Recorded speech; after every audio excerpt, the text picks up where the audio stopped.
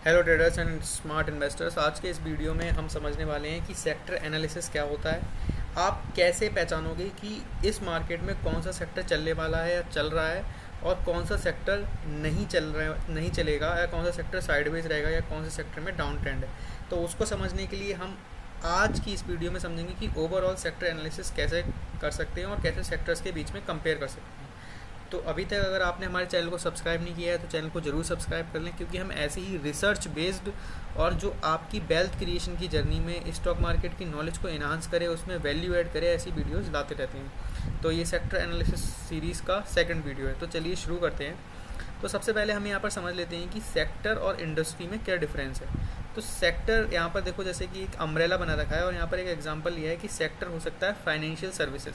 और financial services में अलग अलग तरीके की सर्विसेज होती हैं, जैसे कि बैंकिंग की सर्विस होती है, इंश्योरेंस की सर्विस होती है, और एनबीएफसी यानी कि नॉन बैंकिंग फाइनेंशियल कॉरपोरेशंस। तो ये इस तरीके से हम देखें तो यहाँ पर बैंकिंग, इंश्योरेंस और एनबीएफसी यहाँ पर इंडस्ट्री हो गई और फाइनेंशियल सर्विसेज एक सेक्टर हो गया। अब नीचे अगर आप देखोगे तो यहाँ पर मैंने लिख रखा है कि अगर आप आईटी सेक्टर को ट्रैक कर रहे हो तो यूएसडी आईएनआर जो एक्सचेंज रेट उसका चल रहा है, कन्वर्जन रेट चल रहा है, उस पर नज़र रखो। वो मैंने क्यों लिखा है, वो इसलिए लिखा है कि अगर आप आईटी सेक्टर को ट्रैक कर रहे हो ना, तो वहाँ पर क्या होगा कि हमारी इंडिया में जितनी भी कंपनीज़ हैं, मोस्टली जो आईटी सेक्टर की कंपनीज़ हैं वो सर्विस बेस्ड कंपनीज़ है। तो उनको जो लाइक डील्स मिलती हैं वो यूरोप से मिलती हैं, यूएसए से मिलती हैं, और उनको जो पेमेंट मिलता है वो मिलता है यूएसडी में। तो सपोज़ करो कि अगर आज उन्हें $10 वहाँ से मिले और $1 का एक्सचेंज रेट पर रेट चल रहा है, $1 बराबर है 80 रुपये के, और वही $1 हो जाता है 90 रुपये का, है ना। तो 10 रुपये का तो उनको एज इन लाइक बिना कुछ करे ही प्रॉफिट मिल गया, यानी कि $1 जो कि 80 रुपये का था डील के समय पे, वहीं जब उनको पेमेंट मिला वो $1 हो गया 90 रुपये का, तो 10 रुपये का उनको इंक्रीमेंट मिल गया। इससे क्या होता है कि इससे उनके रेवेन्यू हमें बढ़कर दिखते हैं, उनका प्रॉफिट मार्जिन बढ़कर दिखता है, उनका नेट प्रॉफिट बढ़कर दिखता है। इससे उनका ईपीएस इंप्रूव होता है, यानी कि ओवरऑल जो रिजल्ट आता है मार्केट में उससे जो है पॉजिटिविटी बनती है। तो as a nation, as a country, India के लिए अगर इंडिया का रुपये वीक होता है वो तो गलत है, वो तो लाइक अच्छा नहीं है। पर अगर आप आईटी सेक्टर को एनालाइज करोगे तो उस केस में ये ठीक हो जाता है, वो अच्छा, वहाँ पर एक एडवांटेज रहता है। अब अगर यहाँ पर समझें कि हर सेक्टर एक जैसा नहीं होता, लाइक अगर आप बैंकिंग सेक्टर को एनालाइज कर रहे हो तो आपको देखना पड़ेगा कि एनपीए, बैड लोन्स और इंटरेस्ट मार्जिन कैसे वहाँ पर हैं।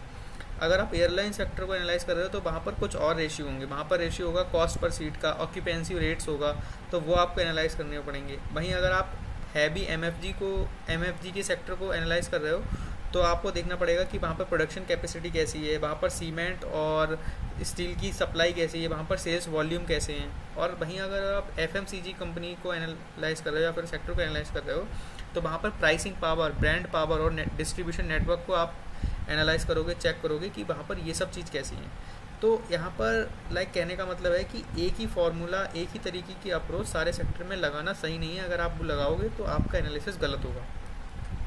अब यहाँ पर समझ लेते हैं कि वैल्यू चेन क्या होती है और वैल्यू चेन के क्या क्या इंपॉर्टेंट कॉन्सेप्ट हैं। तो सबसे पहले तो वैल्यू चेन बहुत ही सिंपल है कि आप कोई भी जो भी कंपनी है वो पहले रॉ मटेरियल कलेक्ट करेगी, रॉ मटेरियल को फिर अपनी मैन्युफैक्चरिंग यूनिट में ले जाएगी, और वहाँ से जो प्रोडक्ट तैयार होगा वो प्रोडक्ट अपने डिस्ट्रीब्यूटर्स के पास भेजेगी, एंड वो डिस्ट्रीब्यूटर्स देन रिटेल जो शॉप ओनर्स होते हैं या फिर जो स्टोर्स होते हैं वहाँ तक पहुँचाएंगे, जहाँ से फिर हमारे जैसे या आपके जैसे लोग जाकर उसको ख़रीदते हैं।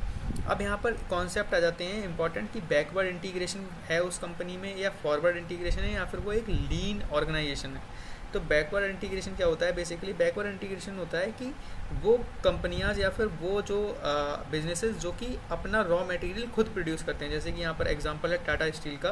टाटा स्टील बनाती है और स्टील बनती है आयरन ओर से, और आयरन ओर जो निकलती है वो आयरन की माइन से निकलती है ना। तो टाटा स्टील जो है आयरन माइंस भी लाइक ओन करती है। वहीं आ जाता है फॉरवर्ड इंटीग्रेशन। फॉरवर्ड इंटीग्रेशन में मतलब होता है कि आपकी खुद की रिटेल शॉप्स तो हैं पर आप मैन्युफैक्चरिंग नहीं कर रहे हो, जैसे कि एप्पल हो गया, एप्पल के स्टोर्स होते हैं लेकिन उनकी जो मैन्युफैक्चरिंग है वो अलग अलग जगह से होकर आती है। वहीं हो जाता है लीन ऑर्गेनाइजेशन। लीन ऑर्गेनाइजेशन क्या करती है, यहाँ पर जो मैन्युफैक्चरिंग होती है उसको वो आउटसोर्स कर देते हैं और ब्रांड पर फोकस करते हैं। अब यहाँ पर जो सबसे इम्पोर्टेंट चीज़ है इस वीडियो की वो है पेस्टल फ्रेमवर्क। तो पेस्टल फ्रेमवर्क को समझने के लिए पेस्टल फ्रेमवर्क हमें क्यों समझना चाहिए?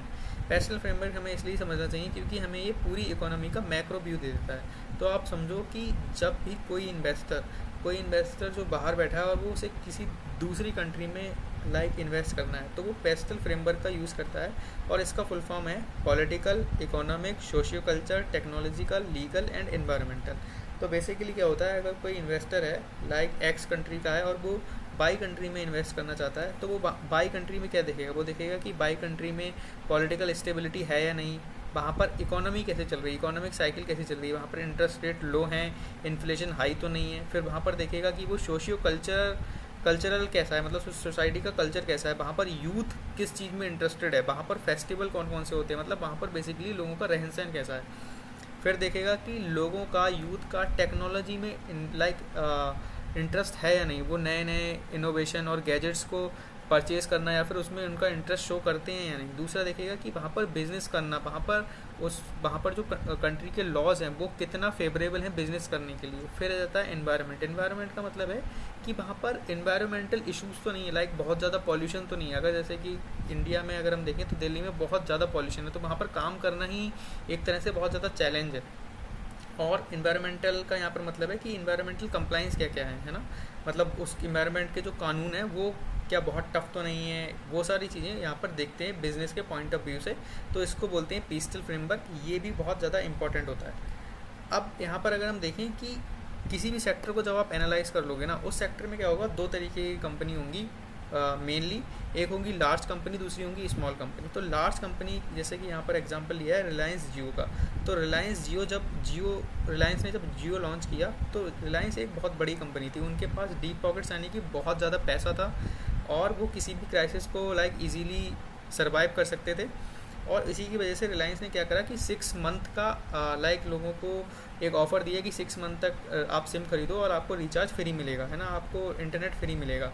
वहीं स्मॉल कंपनीज होती हैं, स्मॉल कंपनीज़ के पास बहुत ज़्यादा पैसा नहीं होता है लेकिन फास्ट डिसीजन मेकिंग होती है। अगर उनका प्रोडक्ट अच्छा है तो उनके पास बहुत बड़ा पोटेंशियल होता है कि वो पूरी इंडस्ट्री को डिस्टर्ब कर सकती हैं। और अगर आपने सही टाइम पर, सही एंट्री पॉइंट पर इन कंपनीज़ में इन्वेस्ट कर रखा है तो आप एक बहुत मैसिव वेल्थ भी बना सकते हो, है ना।